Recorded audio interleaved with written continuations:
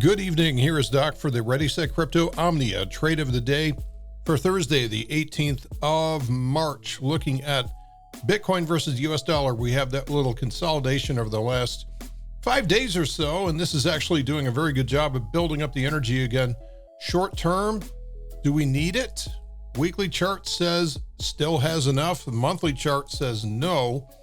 So watch out for this. If there is not enough impetus or catalyst to drive this thing up and out of this above 60,000, then what we're going to see is a lower high and a very rapid drop back down to perhaps somewhere between 42 to 44,000.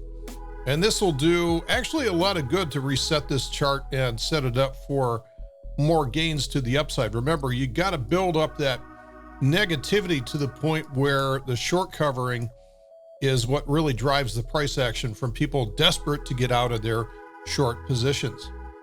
Now, one concern I've had about this breakout so far has been the lack of volume, as every breakout to this point has been some kind of volume spike that has accompanied it. Volume, increasing volume as we go along here. And this is really the first breakout that we've seen very little volume along the way, which is really kind of odd considering how much more attention that cryptocurrency is getting than back in the fall or even December. Now, Ethereum is kind of doing the same thing. Again, this is potentially a lower high if we look at the weekly chart. So this could drop from here.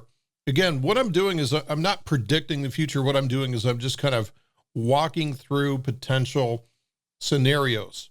So the price should continue to the upside. However, price will tend to get into situations like this where everybody is leaning in one direction.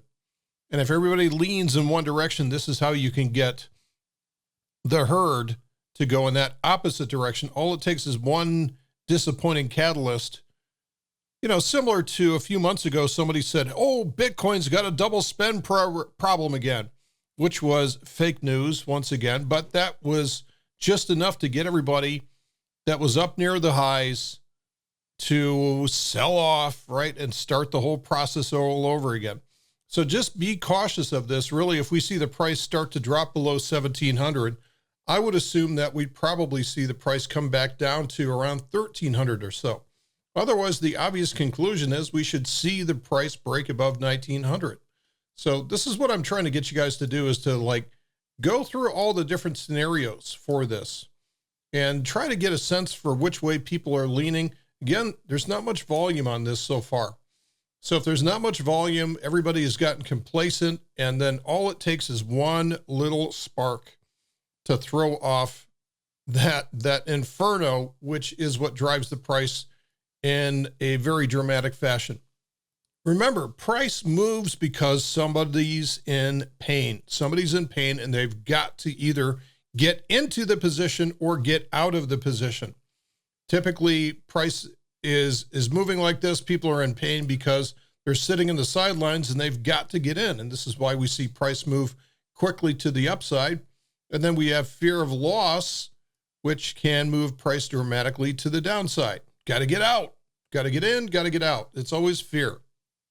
Today is very, very mixed across the board. Really, there's nothing standing out. We do have crypto coin seems to be moving nicely versus the US dollar. We have Theta, which is moving really nicely. We talked about this consolidation pattern the other day, and a break above about 750 was the signal there. This one looks really good, and we are getting some pretty good volume for this one as well too. We're also seeing 0x breaking out from a descending pattern, breaking to the upside. Not much volume though, not much volume. Kyber working okay. We have Atom, which is starting to break out of this sort of cup type pattern above 21, 22, and looks pretty good. So there's a lot of these in the top 20. Take your pick from these. Not really much in the way of altcoins moving, which is surprising given the fact that Bitcoin itself is not moving. So this would be the time for altcoins to make their move. They're just not doing it today. Sometimes we see a lot more movement over the weekends. That's really been kind of the case lately. So I'll look to see what happens from this weekend's move, and we will report back here on Sunday to kind of wrap things up for the week. and get pointed for the next week. Thanks for listening, guys. We'll see you on Sunday with a weekend report.